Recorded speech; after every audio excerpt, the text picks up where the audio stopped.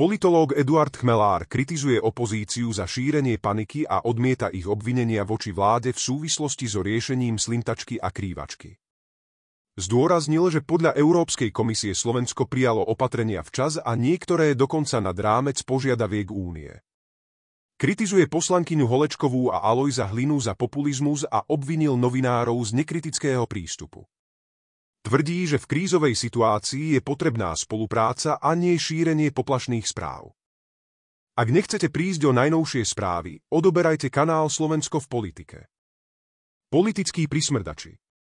O nebezpečnej nákaze dobytka sa nevyjadrujem, lebo o nej veľa neviem, ale jedno viem určite. Tí, ktorí si u nás hovoria opozícia, neprispievajú ani k riešeniu situácie, ani ku kontrole vládnej moci, ale len k šíreniu paniky medzi obyvateľstvom. To, čo vyvádza Martina Holečková alebo Alojz Hlina, je vyslovene odsúdeniahodné. Ozval sa dokonca aj generál bez vojska Pavel Macko, ktorý sa povystatoval, že on predsa vyrastal na Majeri, takže on vie veľmi dobre, čo je to slintačka a krývačka a preto má rázne riešenie do 24 hodín odvolať celú vládu. No ešte, že ju nenavrhol niečo iné. Ale ukončíme to, lebo nemám chuť sa zaoberať takýmito nímandmi. Stačí malá konfrontácia faktov. Pred 2 dňami obvinil predseda SAS Branislav Gréling ministra Takáča, že pri nákaze slintačky a krývačky nekonal dostatočne rýchlo. Dnes prišla odpoveď z Bruselu. Opatrenia proti slintačke a krývačke Slovensko prijalo načas a v súlade s pravidlami Európskej únie. Niektoré išli aj nad rámec požiadaviek únie, uviedol eurokomisár pre rybolov a oceány Kostas Kadis. Ide o dôležité stanovisko komisie, ktoré výrazne ovplyvní možné kompenzácie z európskeho rozpočtu pre zasiahnuté slovenské chovy. Klasik by povedal šachmat.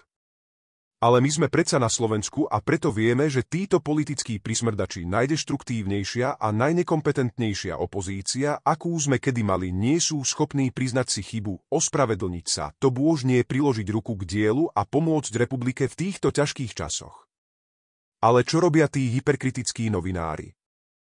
Všetci tí nabudení v úvodzovkách overovatelia faktov, ktorí tak úzkostlivo kontrolujú vládnu koalíciu? Tu sa im odrazu vyplo kritické myslenie. Je to ich spoločná hanba, že dopustia takéto bezduché špinenie a ohováranie vlastného štátu za vymyslené prešľapy. Navyše, ak ide o nákazu, ktorá môže zdevastovať celé hospodárstvo, a teda by ste v takejto krízovej situácii očakávali spoluprácu a solidaritu všetkých politických síl. Ale ak niekto straší obyvateľstvo vymyslenými zdravotnými následkami a šíri poplašné správy, na to máme v tejto republike ešte stále paragrafy. Lebo najviac to nesmrdí v maštaliach, ale v radoch opozície.